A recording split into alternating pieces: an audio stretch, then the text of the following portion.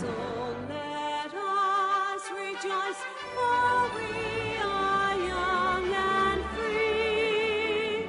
We've golden soil and wealth fertile. Our home is God by sea. Our land abounds in nature's gifts of beauty, rich and rare. In history's page, let every stage advance Australia fair. In joyful strains, then let us sing, advance Australia fair. Beneath the radiant Southern Cross, we'll toil with hearts and hands to make this commonwealth of ours renowned above the lands. For those who come across the seas, we've boundless plains to share. With courage, let us all combine to advance Australia fair. In joyful strains, then let us sing, advance Australia fair.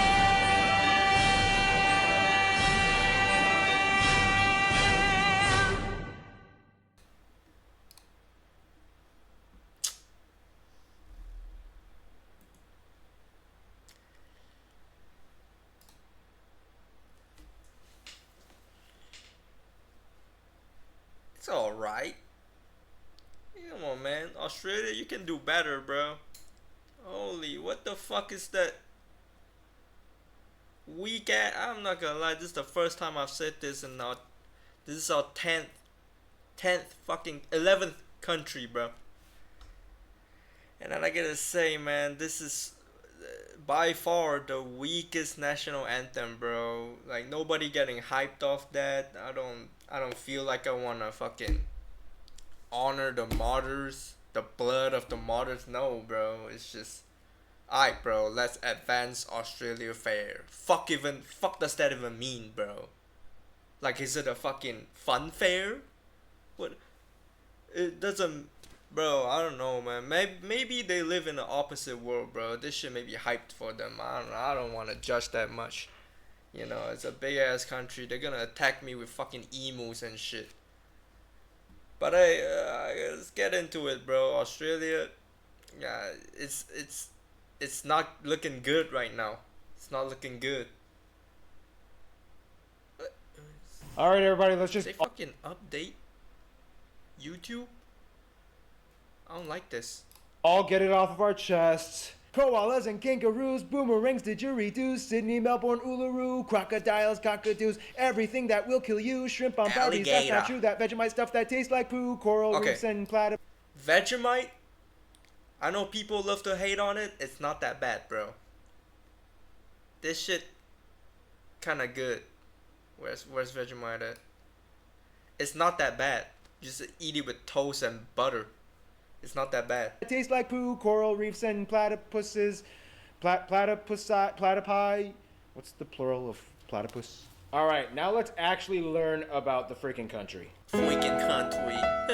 It's time to learn geography. Hey everybody, I'm your host Paul Barbato. Today's gonna be Australia. You know the drill. Let's dissect the flag.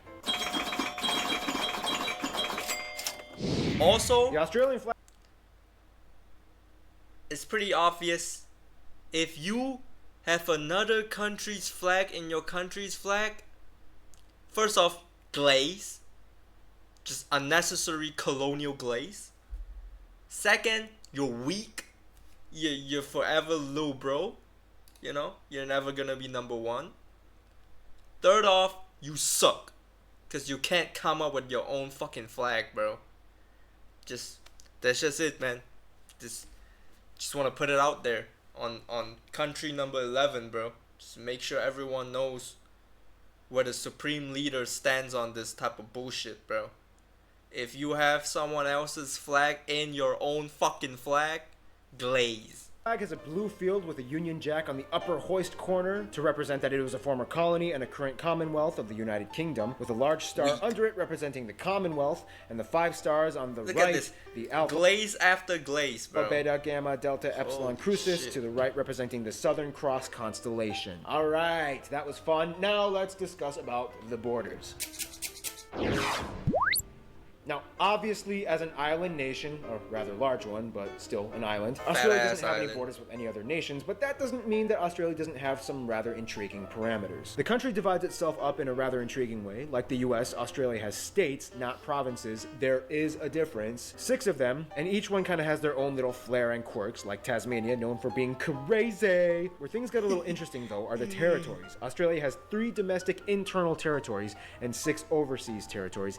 Technically 7 if you include the Australian Antarctic territory, even though the Antarctic Treaty kind of bans anybody from claiming Antarctic soil as their own, which we will find out in future episodes that a lot of countries do a wonderful job at ignoring. The 3 internal territories are Northern Territory, Capital Territory, which is basically just the capital city of Canberra and some extra space around it, and the confusing little tyke Jervis Bay Territory. Jervis Bay was bought and developed to give the inland capital Canberra access to the sea, and eventually Jervis Bay split from the capital. However, it's still counted as part of the capital in elections. It's a little confusing, even though it really Very didn't have much confusing. going for it, except for a small navy base and beaches that it kind of took from other neighboring towns. The most dramatic border area, though, would have to be the middle of Australia. For years, this slab of land didn't exactly quite know how to distinguish itself and has gone through 4 transitions in the past century. First, it was all South Australia, which didn't quite make sense That's because just parts of it stupid. touched the northern parts of Australia, so it split into 2, 1 state and 1 territory.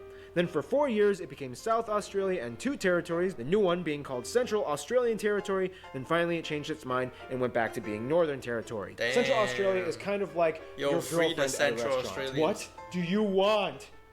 What do you want? It's not that simple! Finally, we reach the overseas territories. Although Australia has over 8,000 islands under its sovereignty, 6 of these islands operate as distinct territories, some of which sustain themselves with permanent populations. They are Ashmore and Cartier, the Cocos or Keelings Islands, Coral Sea Islands, the Heard and McDonald Islands, and the popular holiday spot, Norfolk Island, and the pleasant Christmas Island that gets attacked by huge coconut crabs every year. Finally, Australia is home to arguably the most micronations in the world. Places like the Principality of Wye, Rainbow Creek, the Empire of Atlantium, and more. These nations were Damn. developed by either small groups of people or a single person because they were doing things like protesting taxes and wanted to claim autonomy, or they were just kind of bored and decided some to Australian amuse shit, themselves. man. But still, hey, Just be they doing tried. whatever. All right, now let's talk about the landscape, shall we?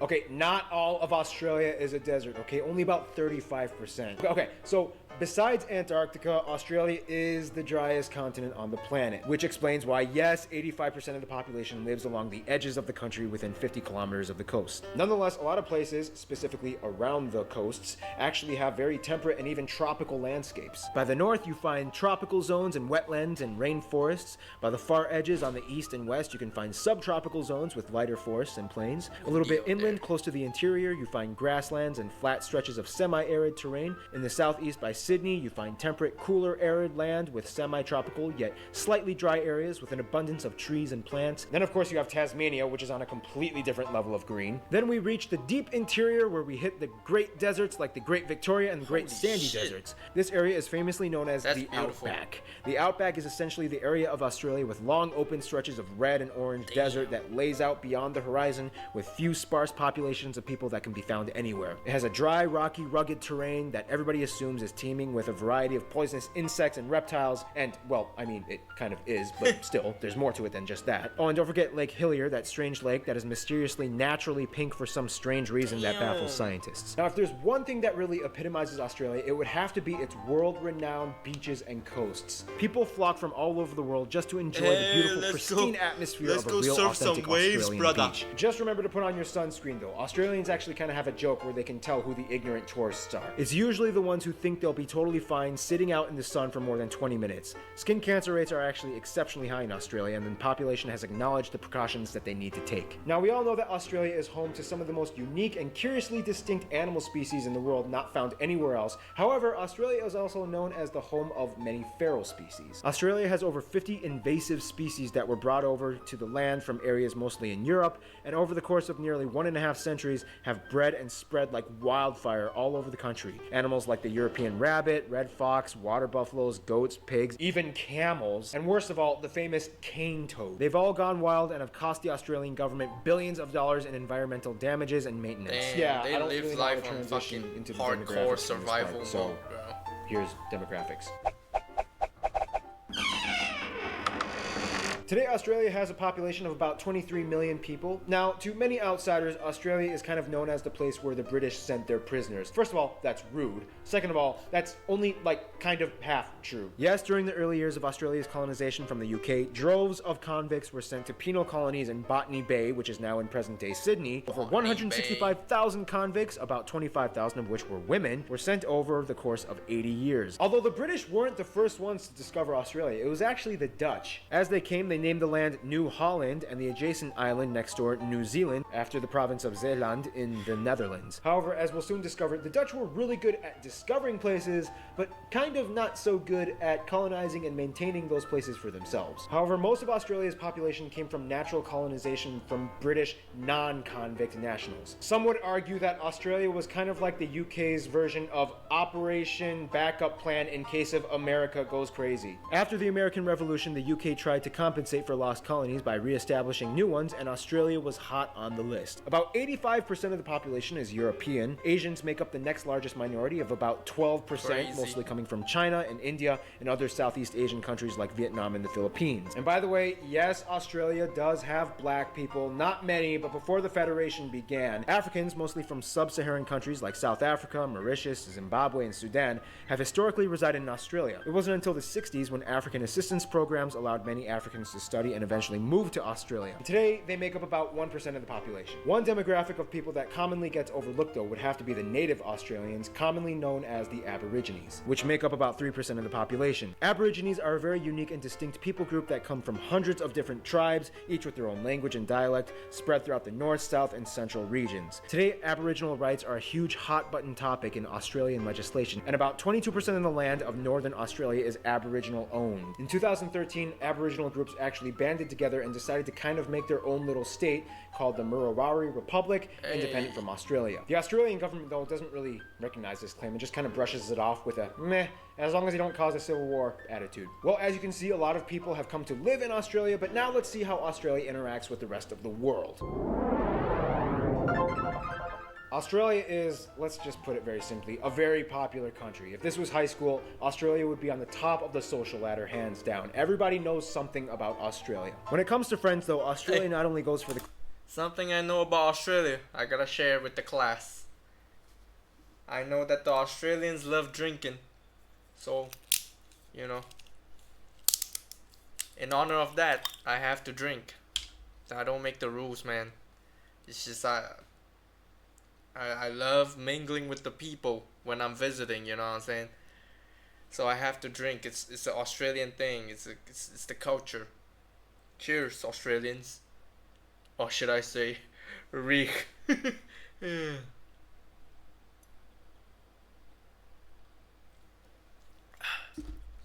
It's for the 12% of Australians, man.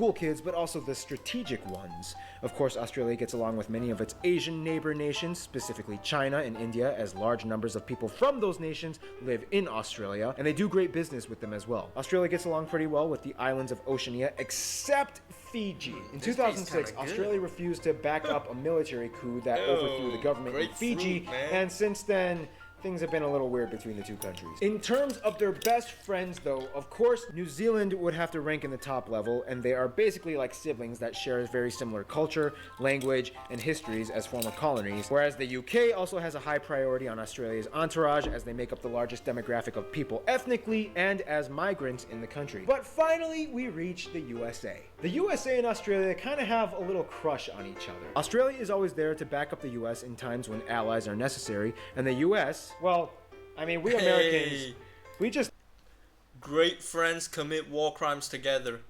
love Australians. We love their accents, we love their culture, we love their accents, we love their spunky Australian attitude, and we love their sexy, sexy accents. The Almost any spiders. Australian that comes to the US is immediately loved and welcome, even if they are slightly sociopathic. One sentence with that accent and we are smitten. We love you, Australia. In conclusion, Australia is just everybody loves Australia. Stay tuned. Austria is coming up Hey. next. Alright, let's see. Mr. History. Super quick. Damn. Hello, everyone, 5 and welcome minutes? to Mr. Oh, you teasing. He edged me. This is Oceania, Yo. and here He didn't say history. is Australia, as if you couldn't tell. Now then, let's flick our way through its history, shall we? The first Hey. inhabitants were the Aborigines, who migrated there from India via Shout Southeast Asia in the late Pleistocene era. The Aborigines spread over the land and were separated into around 250 different tribes, each with its own language and traditions. The Aborigines hunted many native megafauna to extinction. Lots of those animals, such as this hippo-sized wombat, may have contributed to the Wombat. monster stories in Aboriginal mythology, known as the Dreamtime. The Aborigines were masterful hunters and trackers and storytellers, and their distinctive music and art style is unique and immediately recognizable. However, it should not be naively assumed that prior to the arrival of Europeans, the Aborigines dwelt in a paradise of blissful harmony. Wars and clashes with enemy tribes were common. Staunch belief in superstitions stifled Emu, eh? progress. And being hunter-gatherers, tribes could not sustain large populations, so killing babies and the elderly was lawful and customary. Then, after thousands of years of almost total isolation, these things began poking around Australian shores. Europeans in the 15 and 1600s were energetically exploring the world, and Australia couldn't hide forever. The Portuguese and Spanish sniffed about up here for a while, but they didn't see anything of value in Australia and thus didn't bother settling. The Dutch explored and charted the west coast of what they called New Holland, and Abel Tasman discovered Van Diemen's Land. It was called Tasmania later. Tasman saw nothing profitable there, only poor naked people walking along beaches who were apparently Damn. bad-tempered. So no one really bothered with Australia for a long time until the latter half of the 18th century, when the British came to believe that it had potential. This was the basis for the 3 voyages there by Captain James Cook, who explored the east coast Cook. and claimed it in 1770 for Britain, naming it New South Wales. Meanwhile, Britain lost its American colonies, and more land was wanted, especially as they could no longer send their convicts to America. So the first fleet set off and arrived at Sydney Harbour and established the first settlement with Arthur Phillip as governor. He was a good man who wanted peace with the natives even after they speared him, but the Aborigines were in no mood to welcome these outsiders. Matthew Flinders circumnavigated the continent and confirmed it was a giant landmass, and gave it its current name, Australia. The Illegal Brits then rolled up immigrants, their sleeves and began establishing separate colonies and towns all over the land. I And getting like it all this, going bro. wasn't easy. Disease, establishing separate colonies and I towns like Wollongong. Wollongong. all over the land, and getting it all going wasn't easy. Disease and hunger and poor, thankless soil and disorderly, uncooperative felons made it a migraine of a sweat and blood-soaked struggle. Explorers like these fellas braved vast and unknown expanses, and more land was settled, and wool became the most lucrative export. And then, in the 1850s, gold! Yes, gold was found, and people even flocked from Europe, America, and China to get some. These were the frontier days of growing cities, gallant drovers, dusty swagmen, wistful bush poets like Banjo Paterson, Wow, and wow, fierce West. bushrangers like Ned Kelly. An Australian identity had been born, and in this spirit the different colonies united in 1901 in the Federation of Australia, with Sir Edmund Barton as first Prime Minister. But this spirit was also a wary one, and there were fears that the newborn Australian identity would be undermined by non-European immigrants, especially the Chinese. So the government passed the Oh. Immigration Restriction Act, Fucking or White Australia Chinese. policy, to keep the country majority British. Now, there was a general view at the time that Aborigine ways would slowly die out. Thus, the government moved to cushion the fall by taking custody of Aborigine children from their mothers, presumably for their good. But, like with many government policies, it was a catastrophe, and the sorrows of these stolen generations is still felt today. And while we're on the topic of bad government decisions, How they do war! the same First World shit War every saw single Australia country, send bro. thousands of its boys to get massacred by the Turks at Gallipoli for no reason. Well, they did get a biscuit named after them. Their sacrifice is remembered every year on Anzac Day. The economy grew under the popular Billy Hughes, and though the Great Depression hit hard, Australia still managed to win cricket matches and build the Harbour Bridge. In World War II, Australian Australians constantly feared a Japanese invasion, and Japan indeed bombed Australia 97 times and killed many. As beleaguered Britain couldn't offer any help in the Pacific, John Curtin made an alliance with the United States, and General MacArthur used Australia as an important base. US and Australian forces defeated Japan in the Kokoda Track Campaign in the jungles of Papua, and closer American ties were formed after the war under Ben Chifley. As a result of this, Australia fought in both the Korean and Vietnam Wars, which coincided with mass migration of southern and eastern Europeans into Australia. Robert Menzies' leadership oversaw a growing economy, and more change was on the way. The White Australia policy was officially ended by the 1970s, and immigrants from all over, especially Asia, began coming to Australia. Since then, despite hiccups, Australia's economy grew more. Gun control was enforced, various schemes to help Aboriginal communities were implemented, Australians joined the Iraq and Afghanistan wars, and politics became a tiresome game of switcheroo. Anyway, Australia is a country that was built not very long ago, but speedily became one of the best and richest in the world. Aussies have given the world a lot of science, music, entertainment, and sporting stars. But what does the future hold for Australia? Comment below, but for now, bye-bye. Weak ass history, bro. Alright, let's see this one. Emu War, bro. This is the only interesting part of the Australian fucking history. Yeah, we need 5 minutes. Oh, wait, this looks cool.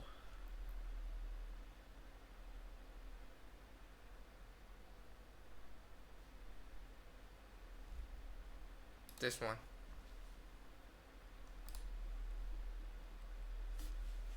It's the only fucking war that matters in Australia, bro.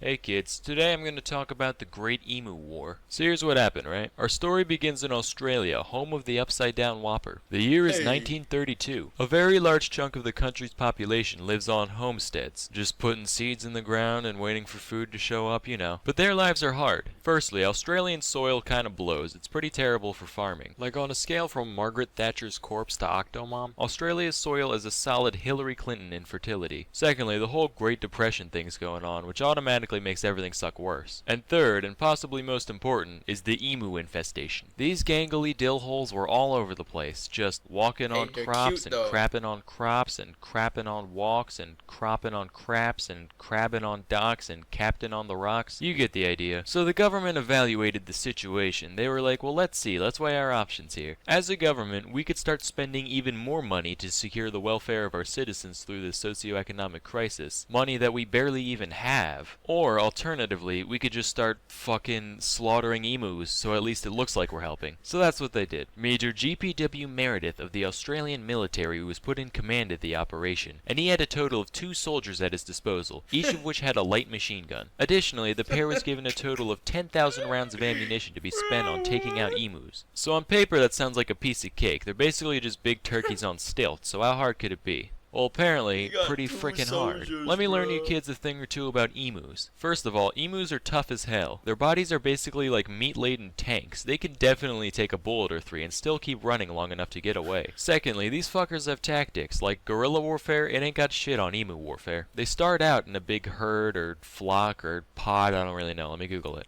Okay, a group of emus is technically called a mob. So you got a big mob of emus, right? And as soon as they sense danger, they break up into a bunch of little mobs and start scattering in every direction. So if you're spraying them down with a machine gun, you can't just whip it around all over the place. You have to focus your fire on one group at a time, meaning most of the others could get away pretty easily. I don't know if they had like a huddle beforehand or if this is just some coincidental product from their ridiculous bird minds, but it was effective either way. So between these two things, taking out the emus ended up being a huge struggle. Here's the story on what happened. So the crew went out in search of emus. The first time they found a mob, they started shooting before the guns were in range, so most of the emus got away. The second time, they waited until the emus were closer, but then the gun jammed, so most of the emus got away. And this sort of pattern went on for a while. At one point, they tried getting on the back of a truck first so they could chase down the mob, but the truck wasn't fast enough to catch up, and the ride was so bumpy that they couldn't aim properly, so most of the emus got away. By the time they got a fourth of the way through their ammo, after 2,500 shots, only 300 or so had been killed, which is tiny compared to the 20,000 birds said to be roaming the outback. Yo. At this point, they were like, alright, if I have to look at one more of these Jimmy-legged Big Bird wannabes, I'm gonna start screaming, so you know what? Fuck it. Let the farmers handle it. Then the farmers were like, hey, jackholes, we're still starving out here. You still haven't given us those subsidies you promised. We had to feed the kids fucking dingo meat, which, you know, it's a nice change of pace to have the kids eating the dingoes for once, but that's beside the point. Could you dicks keep at least trying to help us? Thanks. The guys were like, alright, don't get your bogans in a bundle. We'll keep going if only to prove a point. So they kept going, just finding mobs, thinning them out slightly, rinse and repeat, until finally they only had like 100 bullets left. In total, the unit only had 986 confirmed kills. Some emus might have also died from their wounds after the fact, but still, a very large portion of the hordes was still alive. So the military was forced to surrender for real this time. Yes, that's right, kids. The emus won the war. Of course, their victory didn't last too long, because after the failed operation, the government put out a bounty on the emus. And that worked pretty well. Something like 50,000 bounties ended up being cashed out over 6 months in 1934. So the lesson here, kids, is that if you want to commit mass murder, don't crowdfund, crowdsource. Anyway, till next time, I'm Sam Manila, and thank you for watching. That's a crazy conclusion to get to, man. Alright, Australia. Fucking, this is gonna be a quick one, bro. Weak ass history. The Emu War carried it, so it's gonna get a. Oh, it's a lot. The Emu War brings it to a 5, bro. It's fucking ass. Politics. Alright, let's see. Very free. Alright. All I've seen on the internet about the Australians are they just fucking snort cocaine, bro. So they definitely free. Like, they're free as fuck. All I've seen just snorting cocaines, bro. Like, they really love the powder. But they're not that free on the internet. Violation of user rights. Holy shit. Alright, let's see. Australian politics.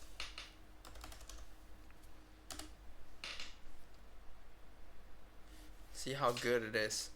Constitutional monarchy. See, this is what I'm talking about, bro. They don't even know you. And you're just straight fucking. This is not even sucking cock, bro. This is portal sucking cock. You're sucking a cock fucking millions of miles away. This is. Holy shit, bro. Like, this is worse than having a king. The king doesn't even care about you. Like, damn. Holy shit. Absolute fucking ass, bro. This is a -4 points at least. Just off the portal sucking, bro. Like, they don't even care. First, you put the fucking flag on your own flag. That's already sucking cock. You're already riding. And then they ride deeper by making them king. Huh? Brother, are you your own country or nah? What the fuck are we doing, bro? Holy shit, bro. No strict separation. Yeah, this is some parliament shit, bro. Dumbass.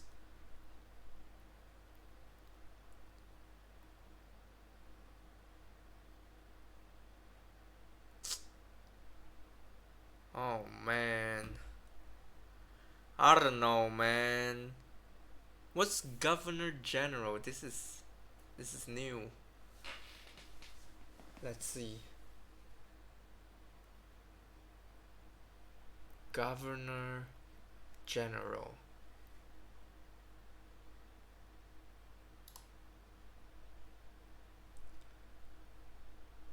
Like, are they supposed to be British or Australian?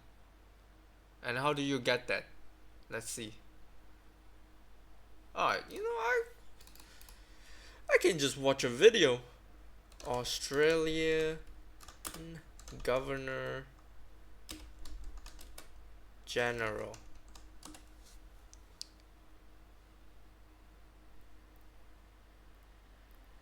What is? Did you know there's a person in Australia who has the Hey, power? this Aussie fuck, bro. This I I can't really hear it, bro. This dude's Aussie as fuck. To fire the Prime Minister. It's the Governor General. Last week, Australia got a new one, and for the first time, it's a woman. So, who is the new GG? And what is a GG anyway? Catherine decided to find out. Blaze.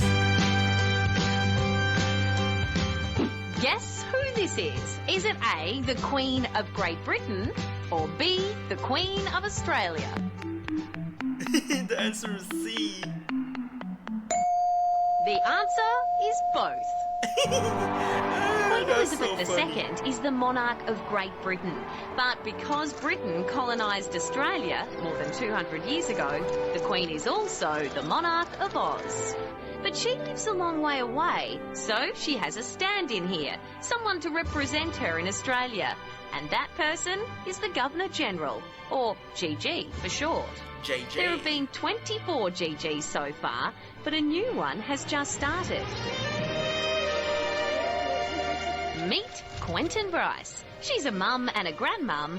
She used to be a lawyer, but because of her leadership skills and her work to improve the lives of women, kids and Indigenous Aussies, she was chosen to be the 25th GG of Why is the GG not Aboriginal fucking Australian, huh?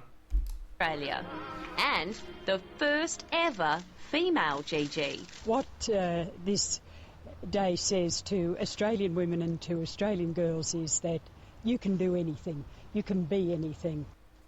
So, hang Unless on, you're not who's white, in though. charge of Australia? Is it A, the Prime Minister, or B, the Governor-General? Both. Please. There you go. The answer is the Prime Minister, but the Governor-General has a very important role. They go So to what fucking exactly expensive is that dinners? role? Well, let's take a look at Michael Jeffrey, the GG before Quentin Bryce, and see what he had to do. Two main things: official stuff, like signing off on big decisions, and ceremonial stuff. For example, after the federal election, when Australia picked a new PM and ministers, the GG was in charge of officially appointing them. His job was also to appoint new judges after they'd been chosen, and give his tick of approval to any new laws created. He was really in charge of making sure the PM obeyed Australian laws. The Governor-General actually has the power to sack the Prime Minister. Holy shit. Big So ass what power. about the ceremonial stuff the GG does? Well, that includes awarding special honours to Aussies who've achieved great things.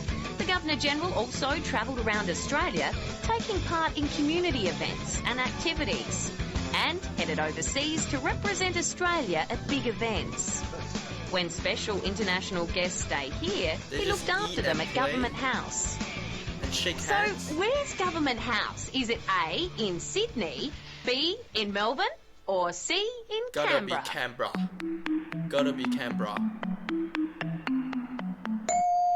The answer is C for Canberra. Hey. Government House is where the Governor-General gets to live.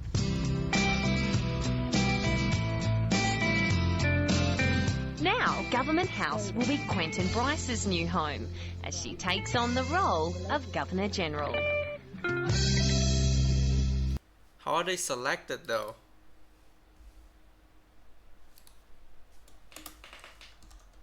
Selection process.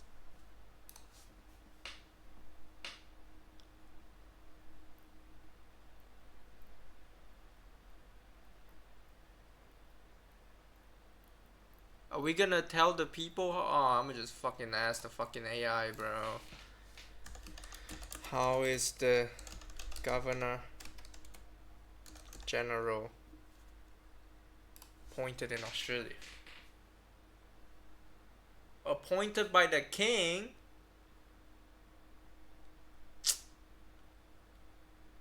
Bro, what? Alright, let's see the requirements, bro. Australian Governor. Fuck, I can't type. General. Salary? Yo, you be the king and you get money too? Holy shit, bro. You don't even do shit. Requirements? No specific. A person of good character and rational mind.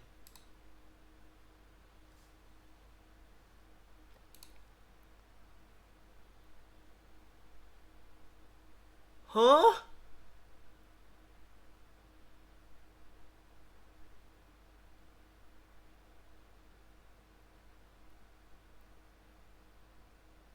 Yo, I'm trying to. Where do you apply, bro? Governor General. Okay, maybe I got the wrong one. Nope, I got the right one. Application form. Fuck. Man. Alright, nominate someone.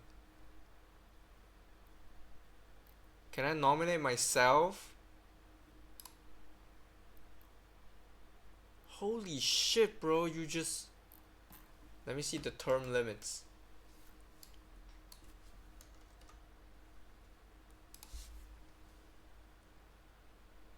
"5 years at the pleasure of the king."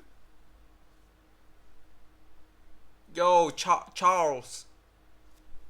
I'm right here, Charles. Hey, I've never been to Australia, but you know, I feel like I would be able to represent the Australians. You know what I'm saying? No. I got it wrong. I feel like I could represent you in Australia. You know what I'm saying? Hey, hit me up, bro. Just go ahead and type in the chat, bro. Type here if you're. Just go ahead and I already showed you where to type, bro. Just, you know, whenever you're ready. Whenever you're ready. Alright, the politics, bro, is good. I like the democracy. I like everything. I fucking hate the constitutional monarchy shit. You know, especially the fucking long distance glaze. Unless it's me, though. Unless it's me. But I don't like the fucking long distance gay. Like, look at this. Antigua got 3. Brother, you get a 2, brother.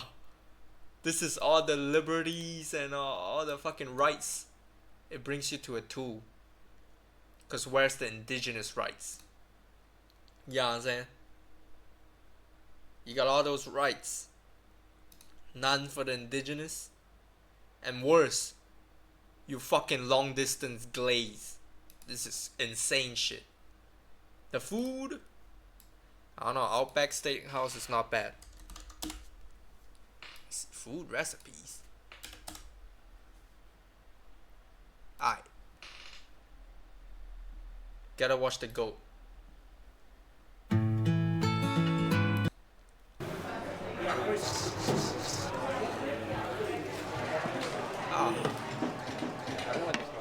How is this? Organic producers is who we like to support. Oh, okay. So beautiful John Dory from Corner Inlet around the corner. Ellie?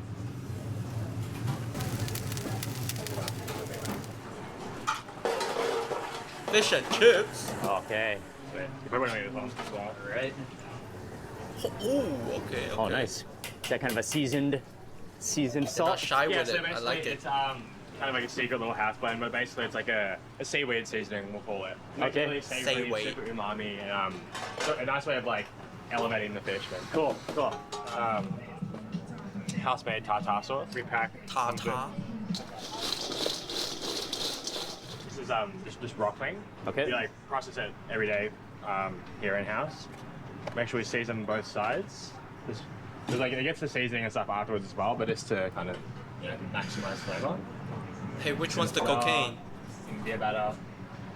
Take the excess. Beer better. Damn, this guy has no fear, bro.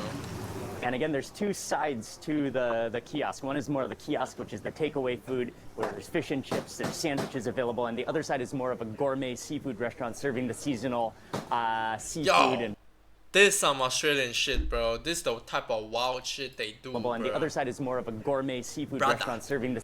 What the fuck is this?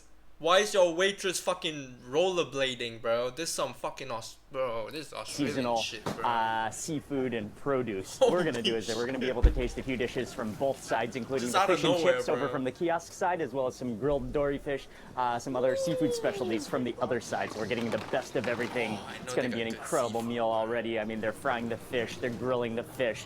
You can see the vibrance of the produce, just focusing on freshness and just, I mean, straight up farm and boat to table. Yeah, tartar. Yeah. Okay. So cobia is black kingfish, essentially. It's done with avocado oil, some chives on top, and these are house-made potato crisps with nori sauce. So I'm gonna start here with the cobia tartare. Yeah. Oh. Ooh, I know it's good. Sweet. Fresh. Oh wow, yes. Oh, it's so fresh and oh, the quality, the finely shaved chives on top. Oh, delicious. And then you can eat it with these. Oh, fucking, that's one potato, these bro. Crisps. Thank you. Slow down. Oh, thank you, chef. Slow down. Slow down. Thank you, Chef Gig. Cup kun cup, Chef Gig.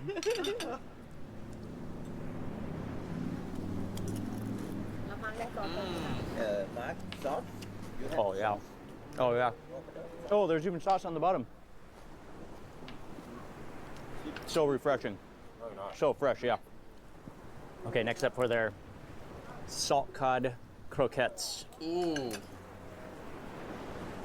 Yo, I think this is just a too high class of a restaurant, man. Hovering. Stunning plate of fish and chips. No wonder. Water. God?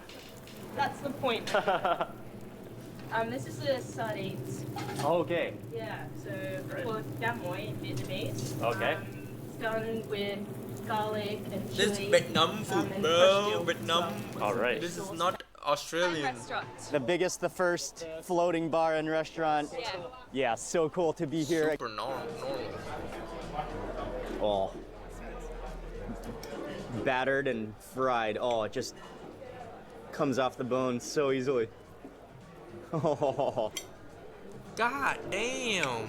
It smells really good. Holy, he fucked it up. So you add the duck. So that duck, like a light batter, it's so crispy, and then you just tear it off the bone, and then that bread, that steamed Chinese-style baozi bread is just incredibly pillowy and soft. So it's just a mix of fucking immigrant food, huh? In there, the seasoning.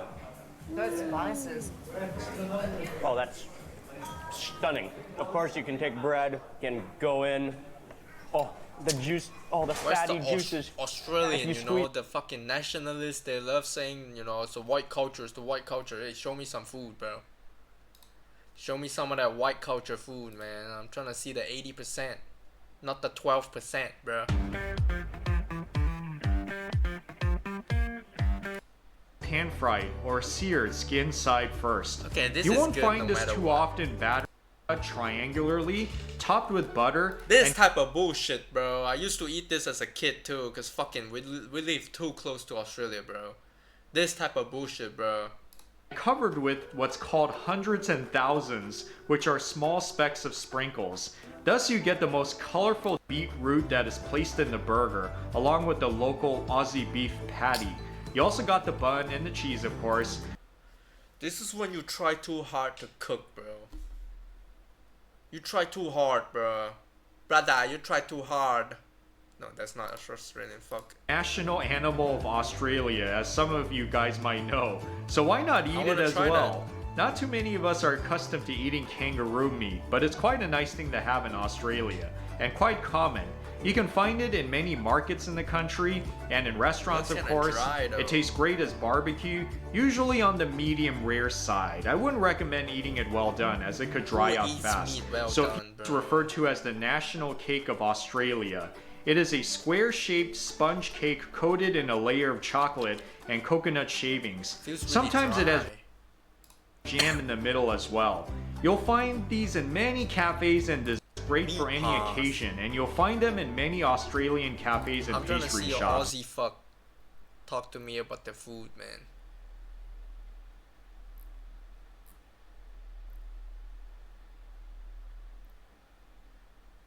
Hey, look at this. This some real shit. Welcome to my second channel. I have every single Australian food. I am going to rank This guy's gonna be Australian. This is credible source. in a tier list. Nobody asked me to do this, but I am a top 3 Australian content creator. Yes, so sir. my opinion is the only one that matters. And I everything agree. I say about these Nah, look at foods that will hair, be bro. Look at that hair. Look at the stash. Look at how he moves. Motherfucker's Aussie, bro. Like, I trust you. the final opinion. That's final. Vegemite. Good shit. Controversial That's a one. This B is tier. one of the That's a favorites in my B tier. country. I have eaten this before. It tastes like eating literal shit. Ah, smells gotta like eat it devil's right, asshole. man. See where it actually ranks, if it's actually good or bad. The final opinion. That's fucking disgusting. That is Damn. straight up F tier. That is Damn. That is disgusting. He hates it. That's the worst thing I've ever eaten in my life. Some may call it controversial, but your opinions don't matter. That is F tier.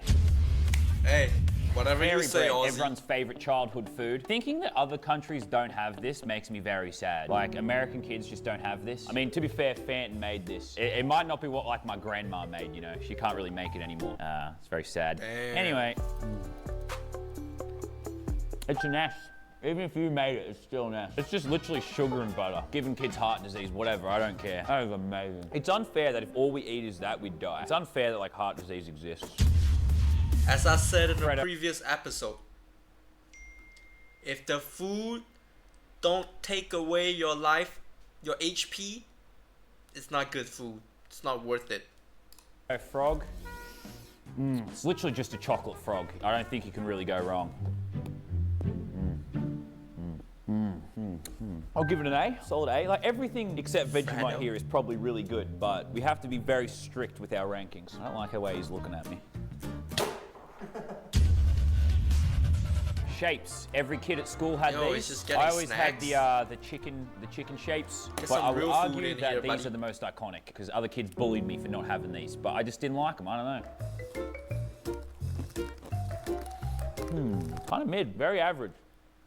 Those kids were dumb. That might be a D. Oh, I'm definitely getting stabbed. Someone's gonna find me on the street in Melbourne and have a real problem with this opinion. Melbourne. Oh, yeah, I think I'm gonna give that a D. If you disagree with me, once again, you're just wrong.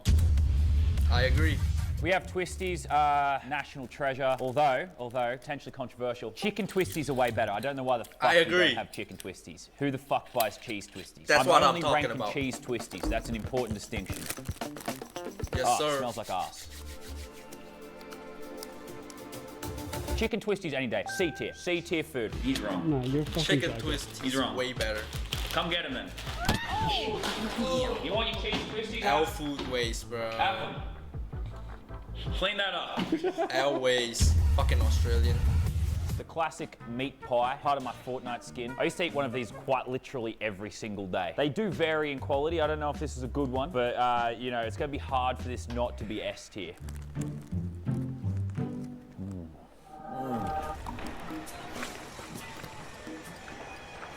Just like how I remember it. Pie is S tier. It's literally just beef and gravy. Something so simple, but so beautiful. Chicken Shit looks salt. dry, I'm always bro. amazed that other countries don't have this. I don't even know what's in it. I don't think it's chickens. Probably pure chemicals. Probably gonna Chicken kill me. salt? But it makes chips taste amazing. So we aren't ranking these like based on how they're used on Fucking other foods. So I do weirdos, have bro. to eat this straight No off my fucking hand. Australian But freaks. I'm gonna enjoy this one. This is good. Oh, look at that. Oh, it's chicken bouillon. But I'm giving it an A. Controversial, perhaps. Chicken salt on like some chips. S tier. Easy S tier. Let's see. Is chicken salt chicken bouillon.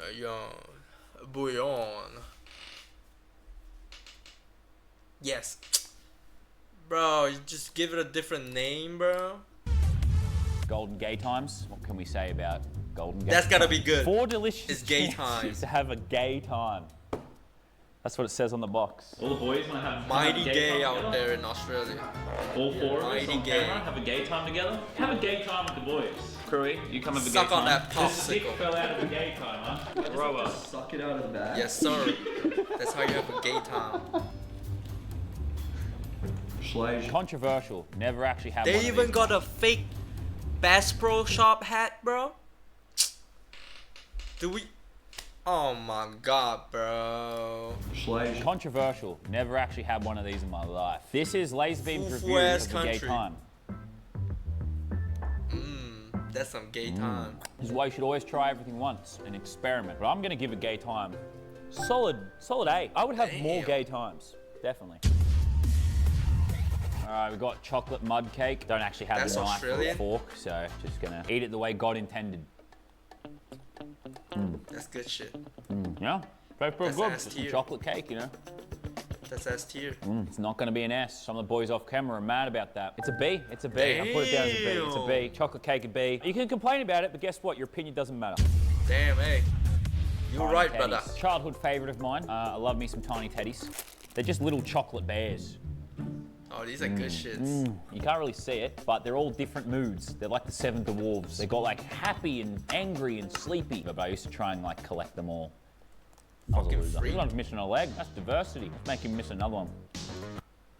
I want to give him an S tier for the nostalgia factor, but I think they're an A. Oh, I've had a weird combination of foods, dude. It's starting to feel a bit funky. That gay time really messed me up. Ah, suck We on also that have the shit. classic sausage roll. I don't even know what meat's in this. I have zero clue, but they're a delicacy. What meat is that? It's kind Did of you say dry, child? Like they man. make it out of like orphans or something? Maybe that's why it tastes so good. I'm gonna give sausage roll A tier. This is a good one, bro. They're really living in the desert, bro. Everything's dry as hell. Lamingtons. Everyone loves these. I've never actually had one as an adult, so I'm excited to try it. It's kind of like a fresh perspective. One thing I'm realizing though, in general, Australia just has the best food in the world. It's not even debatable. Smells good. What's in it? Holy Looks like shit, just brother. fucking coconut and jam. Hey, calm down there, brother. Slow down. Passes the lick test. Been missing out. I'm gonna give that a B. It's not mind-blowing. It's not gonna change my life. It's not gonna, you know, like cure diseases or anything, but that's a solid B. Why is this in the food pile? You thinking That's I some wouldn't real check? Aussie food, I'm just gonna bro. start chugging some Ajax. There's definitely been kids that have like drank this shit because they thought it was Everyone like soda living in or something, fucking so Perth I could try drinks it. this shit. 10,000 likes. Don't. It's not actually happening. Wheat Bix, Australia's favourite breakfast cereal. This has been feeding Australian kids for generations. I used to, before work, I'd have like 10 of these. Smells like cardboard, literally. This is a Wheat Bix. You're meant to have this with like milk, honey, sugar, some other shit. Sugar? Bit dry. Little dry. Definitely could use some milk. acting like rank everything it's before made a this is mess not too. dry. It's disgusting. I'll give it an A. Get an A. Wheat Bix have an A. And just remember, if you disagree, it doesn't matter. This is not a democracy, okay? Man, I'm You're so right. glad to You're finally right. do this definitive list so everyone can know what's actually good and bad. Really helping people out here.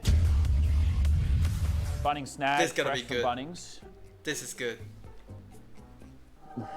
That is such an easy S tier, it's ridiculous. That's what and I'm the fact that talking it came about, from brother. Bunnings, I don't know why that increases the flavour, but it does. And that's not even an ad. It's a hardware store. Why do they make such good sausages? Oh, fuck me. That's so good. Holy shit. I'm gonna cry. I love sausage in my mouth. Holy shit. That's some gay time. Tomato sauce. This is our version of ketchup. What the fuck is ketchup even? Like, that's not even a thing. Just a heads up, don't really like tomato sauce. More of a barbecue sauce kind of guy. I know. Don't stab me. Oh, that's rotten. I can smell it. You're normally meant to obviously eat this with something, but that's not how we're ranking this. We're ranking things individually. You're right. That's integrity right there. Oh man, that's rotten. My country got it wrong there. No, my country has that one wrong. That's goddamn disgusting. I'm gonna give it a D. There is definitely some stuff that tomato sauce is fine on, but not my hand. My hand ain't one of them. No, Crewy just said he could drink it behind the camera. Just come here, I'm gonna pour it into your mouth. Oh bro, it's all over your face. Go on, drink it. He's drinking it. He's drinking it. All right, you have to swallow that. Good girl. Anyway, some Australians love it, but they're still wrong.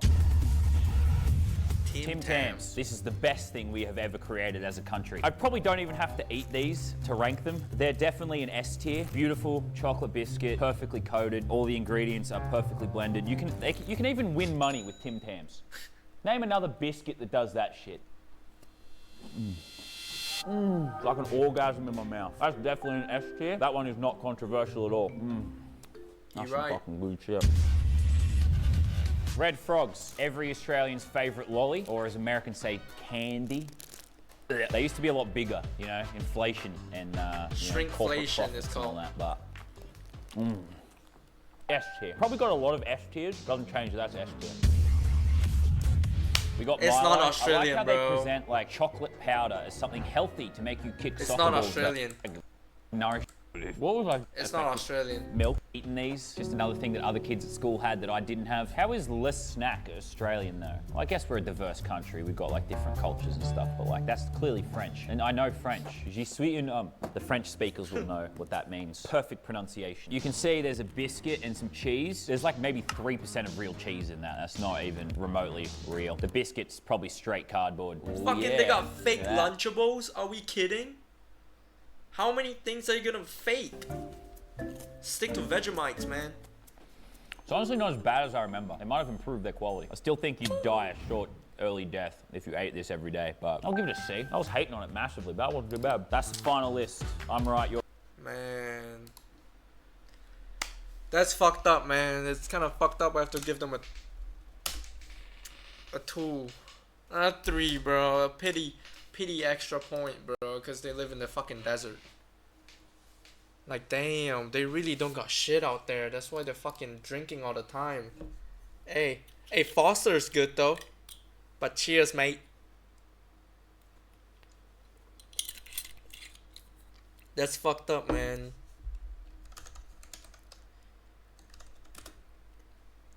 Australian architecture.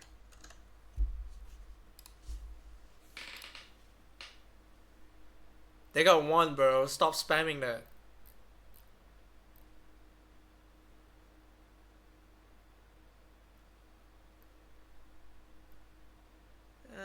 Oh, this is kind of cool. Sydney Town Hall. Holy shit.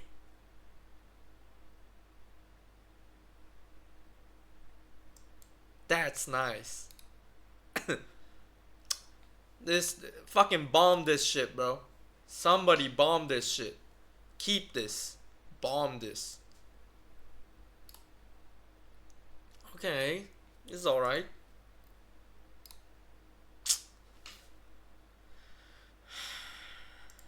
Ugly as fuck, bro. I hate postmodernism. Okay. Not bad.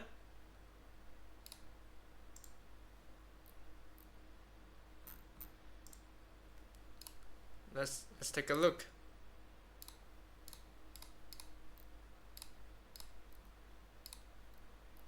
They're not that bad. It's just I fucking hate these type of modern shit, bro. I hate the modern shit, brother. Like, this is not even that good looking, bro. It could be cool in real life, but it's not that cool. It really isn't. Damn, if you go to school here, you don't even learn, bro. Just fucking look at the buildings all day.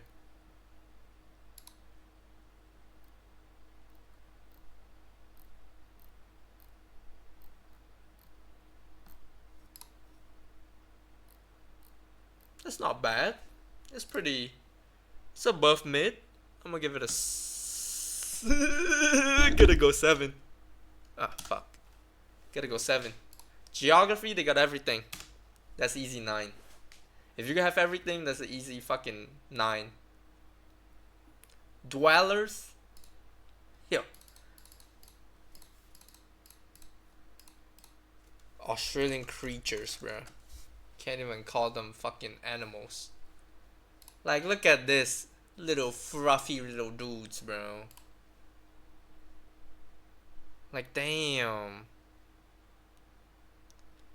They're claiming sea turtle? fucking kidding? But holy shit, Tasmanian devil.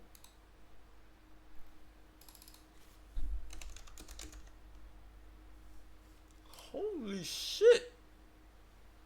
Damn, fucking ratchet ass, raccoon ass motherfucker, bro. Oh. Oh, I get it now. Damn, they're kinda cute though. Look at that, they just villainize them. They only take the fucking screenshot when they're doing all these. Like, take these type of pictures, man. It's the PR. It's always the PR. Hey, that's a 10. That's a 10 right there. Damn, this is a quick one. Australia, big ass country. Just not much to tell. Not much to talk about, man. Fucking weak history. Weak to mid history. Dick riding, weak ass politics. Food is just, bro, the best food is fucking probably Vietnamese food, bro. I'm not even gonna lie. And just steak. They got steak. That's it. And Vietnamese food. Architecture, some kind of dank. Geography, they got everything. They got that beautiful desert, beautiful wetlands, and just insane beach. Insane beaches. But they're not 11, bro. They're not there. They don't got it like that. What, bro? They got creatures. Creatures. So, you know, Australia, yo, Aussie fucks, y'all got a 6. Do better, bro. You're worse than, oh, you're slightly better than Afghanistan, bro. Like, do better, bro. Andorra's better than you, and they got 2 kings. Figure it out, man.